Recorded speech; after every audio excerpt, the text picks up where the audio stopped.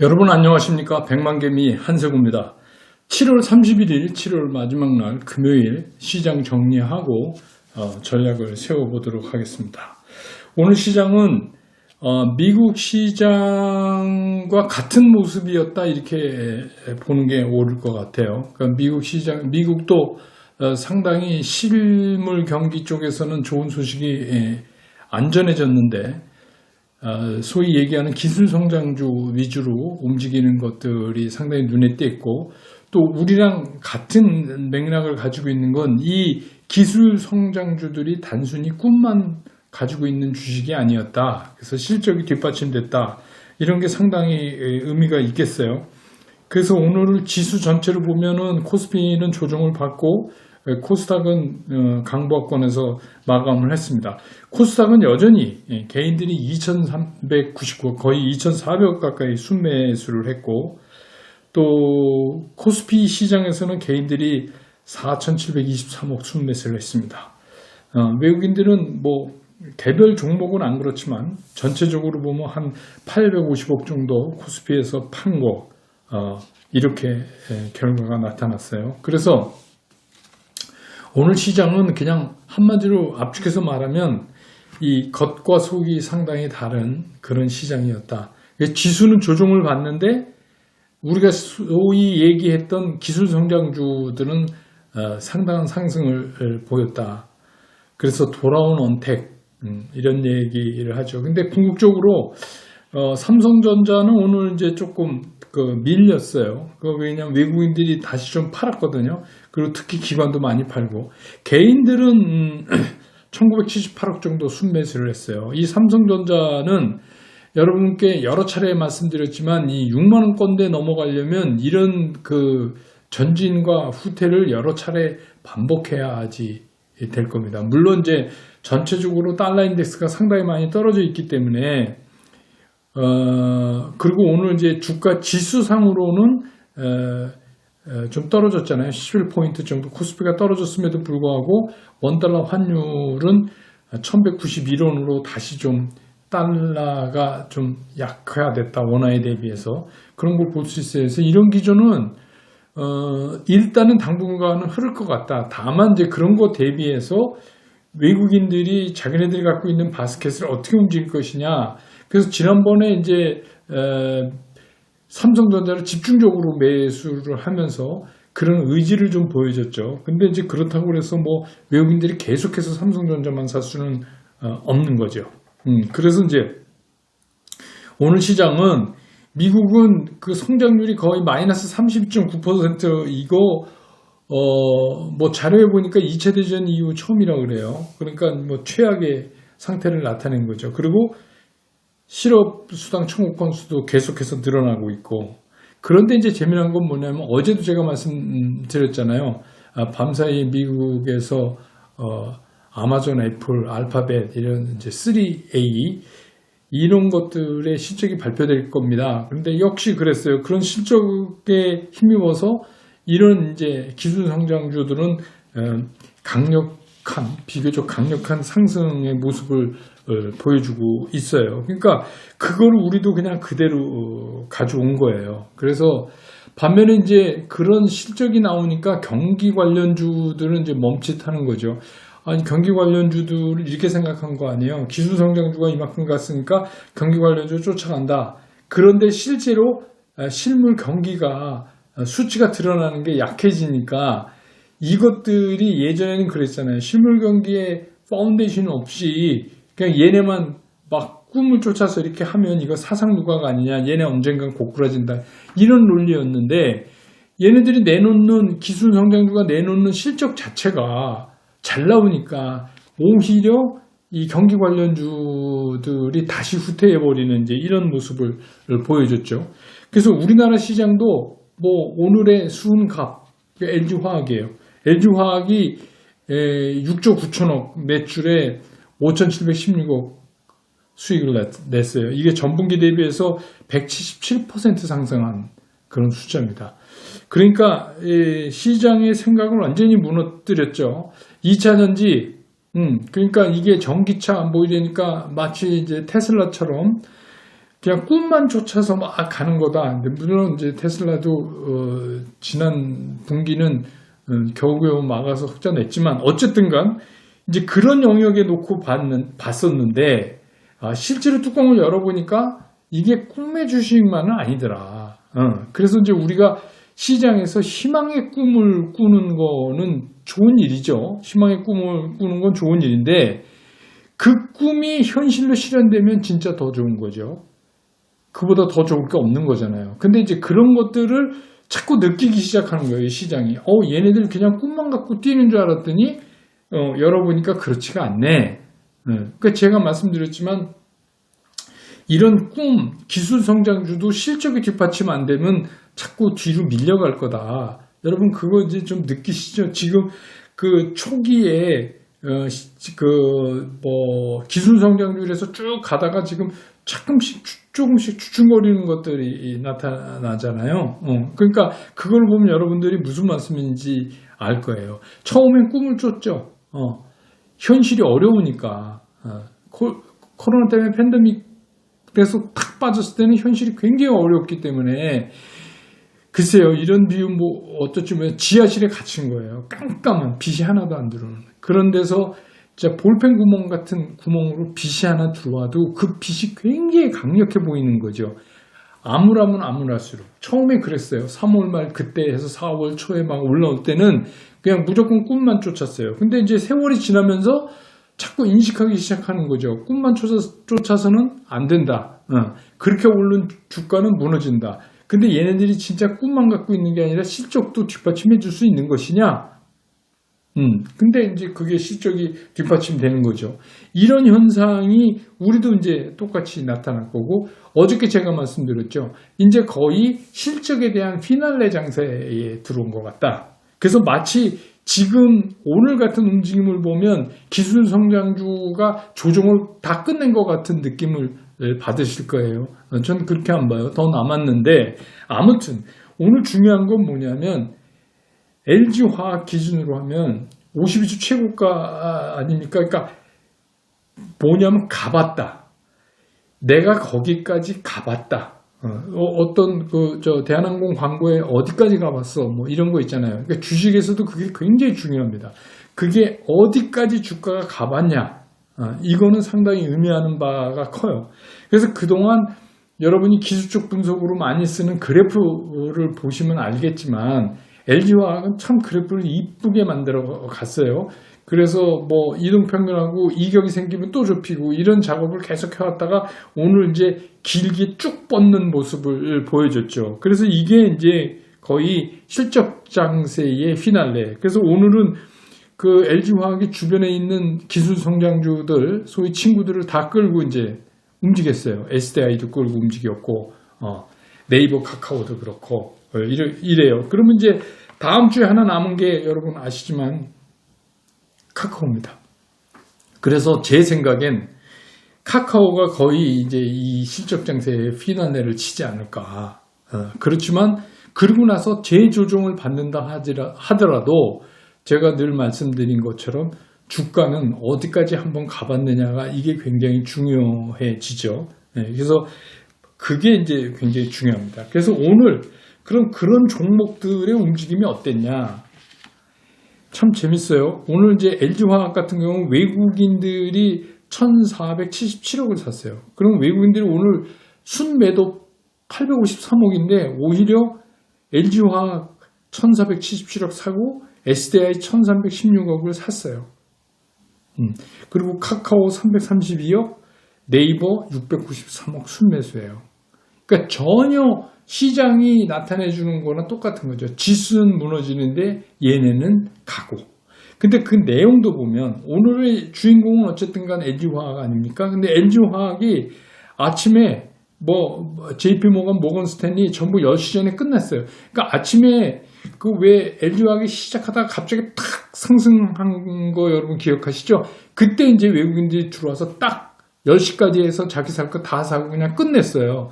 그래 놓고는 그 다음부터 안 떨어지고 그냥 스테디하게 간 거예요. 근데 반면에 SDI는 조금 달랐어요. SDI는 외국인들이 장 끝날 때까지 지속적으로 쫓아오면서 샀어요. 그러니까 그 차이를 여러분 아시겠죠? 그 다음에 카카오도 마찬가지입니다. 카카오도 외국인들이 아침에 그냥 한 방에 오판하고 끝냈어요. 나 이만큼 오늘 살 거야. 이러고서 그냥 내고 끝냈어요. 그런데 반면에 네이버는 종일 쫓아가면서 샀다.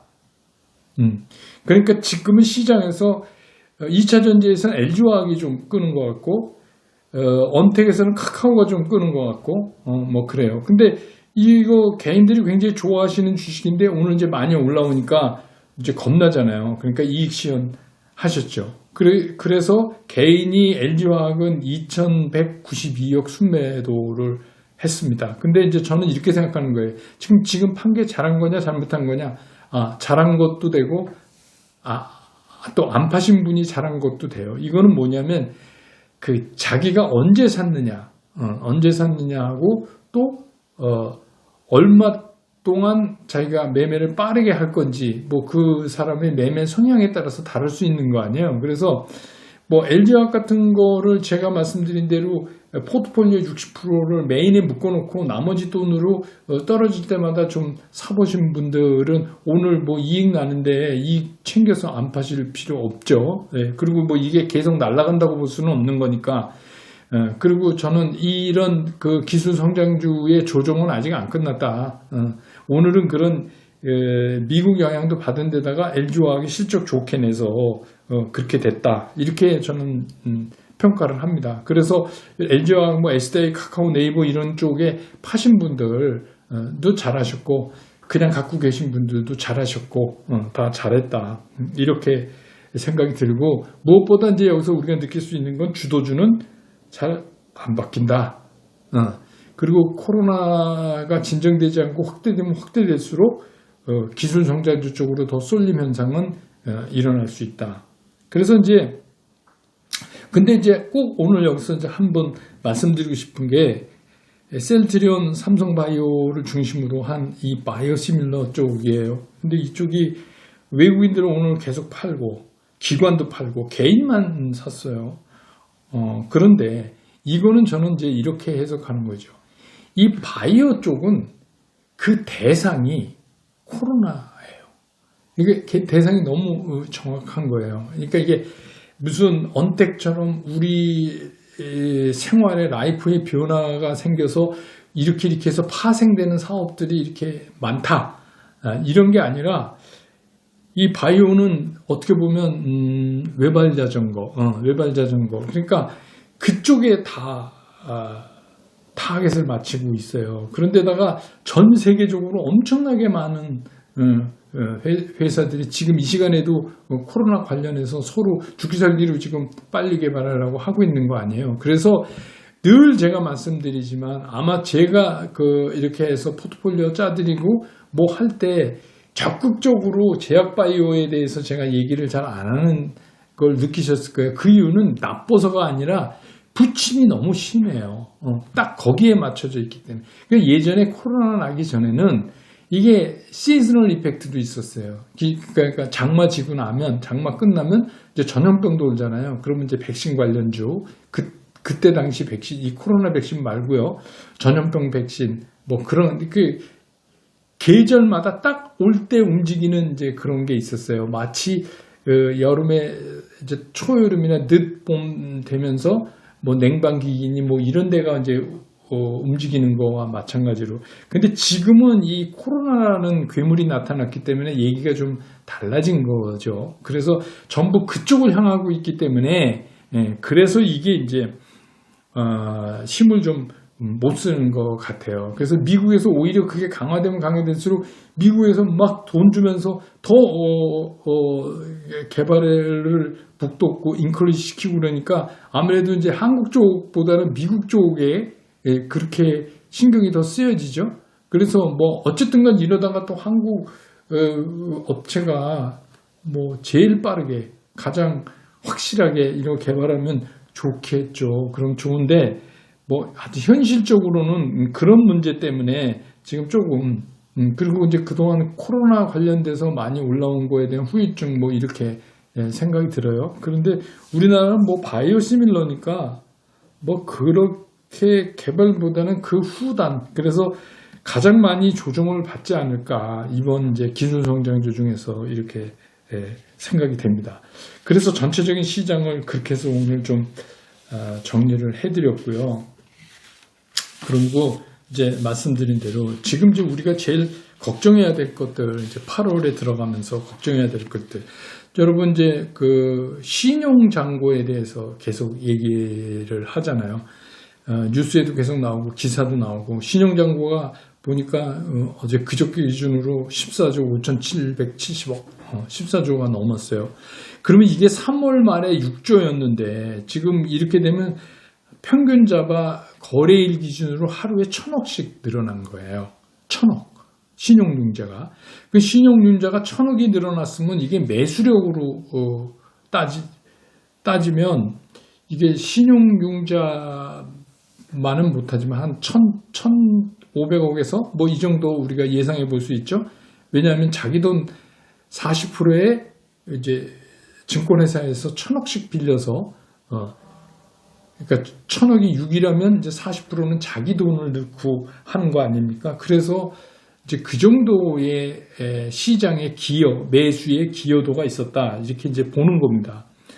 근데 사실 이제 증권사 입장에서 보면은 이게 담보 유지 비율이 140%가 못 미치면 그냥 반대 매매를 그냥 시스템에서 나가버려요. 그 다음날 아침 첫 가격으로.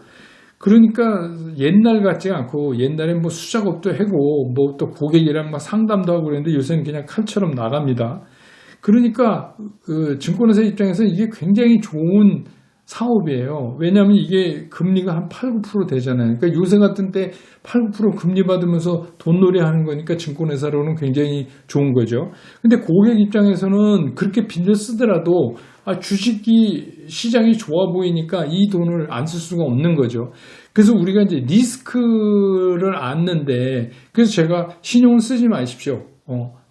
소위 말하는 그 주린이라고도 뭐 얘기하지만 그런 말 저는 좀 안 쓰겠습니다. 초보 투자자의 경우는 가능하면 신용을 안 쓰시고 그냥 자기 돈으로만 하시는 게 어떨까 이제 이런 말씀을 드리는 거죠. 그 왜 그러냐면 지금 같은 때는 이게 전혀 문제가 안 돼. 이게 빚투라고 자꾸 이제 언론에서 쓰는데 빚내서 투자한다. 근데 빚내서 투자한다는 거는 정확히 얘기하면 투자론에서 레버리지 효과를 내는 거 아니에요. 그러니까 우리가 아파트로 말하면 갭 투자한 거랑 마찬가지예요. 그러면 아파트 값이 폭락하면 이거 갭 투자한 사람도 큰일 나죠. 그죠? 마찬가지로 증권의 주식 시장에서도 주식 투자를 하는데 신용을 썼다. 그러면 이거는 주가가 떨어지지 않으면 위험하지가 않은 거죠. 주가가 떨어지지 않은 사이에서 자기가 기대한 만큼 수익을 보고 털어내면 신용은 이제 상환이 되고 그 신용 총 규모 중에서 뭐 다른 분이 또 쓸 수도 있고 내가 또 다시 돌려서 또 쓸 수도 있고 뭐 이런 거죠. 왜냐하면 그게 자기 자본의 100%까지 전체 신용의 규모는 꽉 차 있으니까 지금 거의 이제 턱에 찬 상태 아니에요. 그래서 신용융자를 상환하면 또 상환한 만큼 룸이 생기니까 그 룸을 가지고 다른 분들한테 또 신용 공여를 하고 뭐 이런 거죠. 그런데 지금 이제 우리가 여기서 좀 심각하게 봐야 될 부분은 딱 이런 거예요. 지금 14조 뭐 5천억이 넘었다 이랬는데 이 중에서 시가총액 기준으로 1조 이하 되는 종목들 있죠. 중소형이죠. 그런 1조 이하의 종목의 10조 이상. 그러니까 총 신용의 73%가 여기에 걸려 있다는 거예요. 그러다 보면 이게 코스닥이 많겠죠?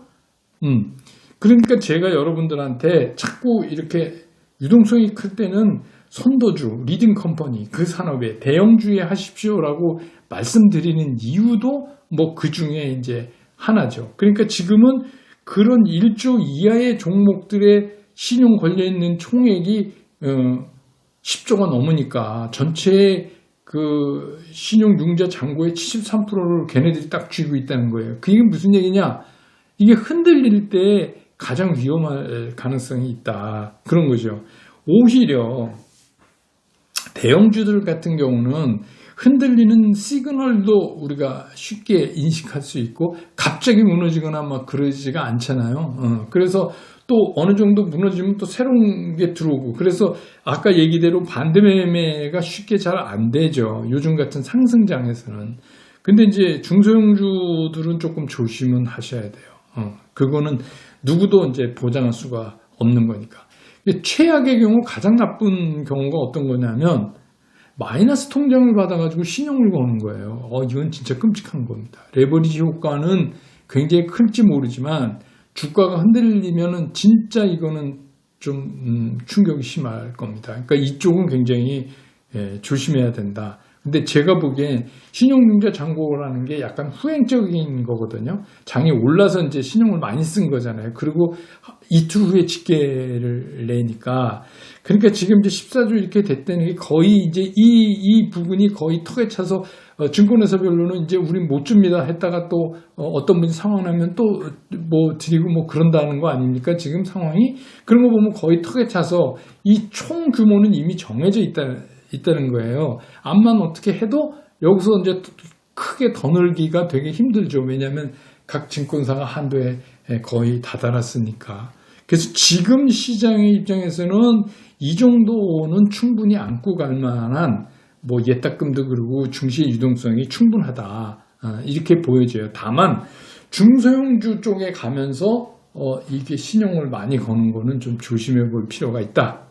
그래서 내가 뭐 중소형주 아니면 그렇게 겁먹을 필요가 없다. 다만 초보 투자자면 가능하면 신용 쓰지 마시라.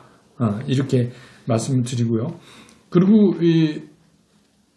그러니까 여러분 만약에 시장이 폭락하면 갑자기 이건 뭐 상상하기 싫지만 그럼 어디가 충격을 받겠어요? 신용이 많이 까지는 데가 충격을 받죠. 그게 시가총액 1조 이하에 있는 것들부터 충격을 받을 거예요. 그러니까 뭐 그건 여러분들이 이제 매매하시면서 좀 감안하시면 되고 그 다음에 이제 공매도 재개하는 문제입니다. 이게 이제 9월 15일까지 보장받았지만 이제 다음 주부터 8월부터 이게 이제 공청회도 열리고 의견도 수렴하고 이제 여러 가지 얘기를 해야 될 거예요. 근데 이제 우리나라는 지금 차익 공매도만 이게 공매도 차익 공매도니까 주식이 없는데 팔 수는 없고 주식을 차입해서 이제 매도를 하는 거죠. 그러니까 이게 공매도가 왜 돈을 돈을 버냐? 예를 들어서 자기는 지금 주가가 10,000원인데 얘가 이제 떨어져서 한 7,000원 갈 거라고 생각을 하는 거예요. 그러면 10,000원에 주식을 빌려서 10,000원에 팔아놓고 7,000원이 가면 되사서 돌려주면 그때 빌려온 만큼 주식수 똑같이 하고 자기는 3,000원의 마진이 생기는 거 아닙니까? 그래서 이제 이거를 공매도라고 하고 그 일본 말로 저희 이제 처음에 입사해서는 이걸 가라우리 그랬어요. 공매 그러니까 판다 이래가지고. 근데 이제 이거는 지금 여러분들이 아시지만 이거는 상환 기간이 없다고 봐야 돼요. 있기는 있는데 계속 연장을 걸 수 있으니까. 그러니까 공매도를 재개한다 이게 아니라 이게 관계 당국은 이제 이런 디테일에 좀 신경을 많이 쓸 필요가 있다. 그리고 뭐 이게 시장가보다 좀 위로 내야 돼요. 반드시. 그 시장가 밑으로 하면 왜냐하면 시장은 죽이면서 공매도를 하게 되니까 그거는 이제 금지하고 있죠. 근데 이게 개인이 하기는 거의 힘듭니다. 개인이 할 수가 없어요. 그러니까 거의 이제 외국인 기관이 이렇게 하는 거니까. 그래서 이제 지금 정책당국에서는 고민이 좀 많을 거예요. 왜냐하면 지금 이제 우리나라의 유동성이 이렇게 많이 풀려서 떠돌아다니는 돈이 엄청나게 많은데 그 대상 시장이 하나는 부동산, 하나는 주식시장 지금 이제 이렇게 볼 수 있잖아요. 그 투자의 대상이 별로 없죠. 그 두 개 빼고. 근데 이제 부동산 쪽을 정부가 잡겠다고 저렇게 나섰으니 이 주식시장마저 이렇게 해서 무너뜨리면 이 돈들이 다시 이제 또 부동산으로 간다든가 아니면 뭐 죽든 살든 부동산에서 끝장을 내자든가 뭐 이렇게 될 거 아닙니까? 돈이라는 게 원래 그런 거잖아요. 아무리 누른다고 그래도 돈이 그냥 눌러지는 게 아니거든요. 그러면 그런 의미에서 보면은 정책당국이 이거를 그냥 다시 재개합시다 이렇게 쉽게 결론 내릴 수 없는 그런 어려움이 이제 정책상 어려운 결정 그래서 고민이 상당히 깊을 거라고 들어요. 근데 저는 이제 이런 거죠. 만약에 뭐 한다 그래도, 재개를 한다 그래도 이게 과거랑 다르다는 거예요. 과거는 이게 이제 기관이나 외국인들이 할 수 있으니까, 공매도 개인이 못하니까 외국인들이 이렇게 해서 공매도 때리면 이걸 누가 받아요? 개인이 받아야지 되잖아요. 개인이 다 받아야 되는데 그땐 개인이 힘이 없었어요. 돈도 없고. 그러니까 항상 그 을이잖아요. 개인 입장에서는. 근데 지금은 개인이 을이 아니에요. 오늘도 매매하는 거 보세요. 이게 주가 빠지면 들어와서 살 때는 딱딱 사고 올라가면 딱 이익 실현을 하고 그렇습니다. 그러니까 옛날하고 확실히 달라진 거는 맞아요. 그리고 시장에 상당한 이니시어티브를 개인들이 잡고 있어요. 다만 일사불란하게 못 움직이는 그런 약점은 있지만 어쨌든 간 그런 상황이라는 거예요. 그렇기 때문에 지금 상황에서는 공매도 치면 오히려 개인들이 받을 만한 능력이 있단 말이에요. 그게. 근데 예를 들어서 장이 이렇게 흘러내려가는 장이 이제 앞이 좀 깜깜하다. 이런 몰라도 지금 유동성 공급에다 이렇게 된 다음에 실제로 꿈의 주식, 기술 성장주 이렇게 해서 그것들이 끌고 갔는데 얘네들 뚜껑을 열어보니까 실적도 좋은 거예요. 그렇게 되니까 시장이 이게 만만치가 않잖아요. 그리고 미국은 아무래도 우리 시장에 상당한 영향을 주는데 미국은 뭐 상황상 어쨌든 간 주시장 죽이면서는 못할 것 같다는 생각이 들고 그러니까 일단은 지금은 상당히 편하게 시장을 볼 수 있는 이런 장이기 때문에 과거랑은 좀 다르다. 그리고 과거에도 시장이 상승 기조를 가고 있을 때는 공매도 금지했다가 뭐 다시 재개해도 별로 영향을 안 받았어요. 왜 그러냐면 공매도라는 게 좋은 의미가 있잖아요. 이게 법을 과열을 좀 막잖아요. 그죠? 왜냐면 이제 시장이 너무 과열이 되면 이거 과열이야. 이러다 이거 훅까지. 그러니까 거기서 공매도를 때리니까 그러면 이제 이렇게 내려가면 이게 쇼 커버링을 해야 되잖아요. 쇼 커버링. 뭐냐면 내려가면 이거 사서 상환을 해야 되잖아요. 쇼 커버링을 해야 되잖아요. 그렇기 때문에 이게 새로운 매수 세력이 되는 거예요. 예를 들어서 이런 거죠. 내가 이게 10,000원짜리 주식을 공매도 했어요. 나는 한 7,000원 갈 줄 알고. 근데 얘가 막 11,000원, 12,000원 올라가는 거예요. 그러면 그 공매도를 한 사람 입장에서는 손해를 줄이기 위해서 빨리 상환해야 되잖아요. 쇼 커버링을 해야 되잖아요. 그래서 그렇게 되면 이게 새로운 매수로 나타나기 때문에 그런 이제 좋은 기능, 순기능도 있다. 그래서 사실은 이 공매도를 뭐 폐지하자 말자 뭐 이게 여러 얘기 나오지만 이런 기능 때문에 되는 거죠. 근데 우리가 이제 올해 시장을 보면 3월 말에 팬데믹 때문에 급락했다가 급하게 V자 반등을 했지만 그 이후로 이번 달, 특히 이번 달 들면서부터는 시장이 굉장히 스테디하게 오르기 시작했어요. 그러니까 이렇게 스테디하게 오르는 시장에서는 급락을 잘 못해요. 그러니까 이 스테디한 시장의 흐름이 가면 갈수록 급락 확률보다는 떨어질 때도 이렇게 천천히 떨어질 확률이 있죠. 그 떨어질 때 천천히 떨어지면 사실 우리 이제 흔한 말로 숏쟁이 이러죠. 그러니까 나쁜 쪽에 장이 빠질 거에다가 거는 사람들은 상당히 불안한 거죠. 왜냐하면 이렇게 탁 통을 나서 딱 내려갈 때는 그런 가능성이 크지만 그래서 이제 옛날에 이런 얘기가 있었어요. 이렇게 해서 이 공매도가 우리 이제 그 시장 말로 이 때려서 먹는 거잖아요. 때려 먹는 거. 때려 먹는 거는 언제가 가장 많이 먹느냐? 이거는 확인 사살할 때 가장 많이 먹는다. 그래서 창이 이렇게 해서 어디가 상투인지 모르는데 자꾸 공매도를 쳐놓으면 근데 이게 탁 꺾어서 애가 풀이 죽어서 완전히 갈 때 거기다가 확인 사살을 할 때 많이 먹는다는 그런 얘기가 있어요. 시장에. 그 얘기는 뭐냐면 스테디하게 움직여서 우상향 가는 시장에서는 공매도 걸기가 되게 위험이 커지죠. 그래서 이제 그렇게 할 수밖에 없다. 그래서 저도 이 현재 유동성의 힘이나 이런 걸로 봐서 설사 공매도가 재개된다 하더라도 그렇게 시장을 충격적으로 몰고 가기는 힘들 거다.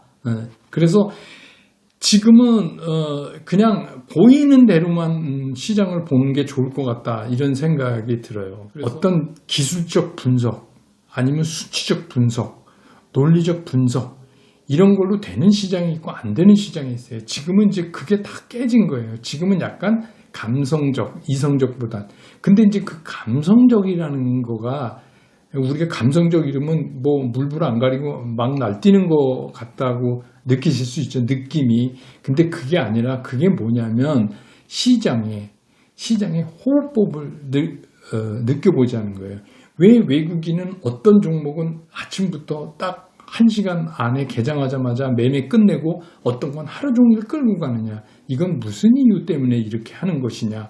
이게 뭘 말하는 것이냐. 뭐 이런 거 있잖아요. 시장의 그 숨결을 저는 여러분들한테 좀 전해드리려고 애를 많이 씁니다. 그러다 보니까 좀 얘기도 좀 장황해지고 그래서 장황하다고 그러시는 분도 계신데 뭐 하여튼 줄여보겠습니다. 그런데 저는 한 분이라도 이해가 좀 많이 됐으면 좋겠어요. 왜냐하면 저는 쉽게 얘기한다고 그러지만 또 잘 모르시는 분들이 이게 뭔 소린가 이러실 수도 있으니까. 그래서 오늘 시장 이렇게 정리하고 이번 주말도 뭐 편히 지내세요. 내일 미국 시장 또 빠져갖고 뭐 영향 준다 그래도 월요일부터는 또 새로운 시장입니다. 그러니까 그렇게 생각하시고 또 뭐 오늘 많이 올랐으니까 기쁜 마음으로 주말 보내시고 또 조정 온다 그래도 큰 조정은 아닐 것 같다는 생각이니까 그렇게 지내시고 저는 월요일 시장 끝나고 다시 여러분 곁으로 돌아오겠습니다. 여러분 고맙습니다.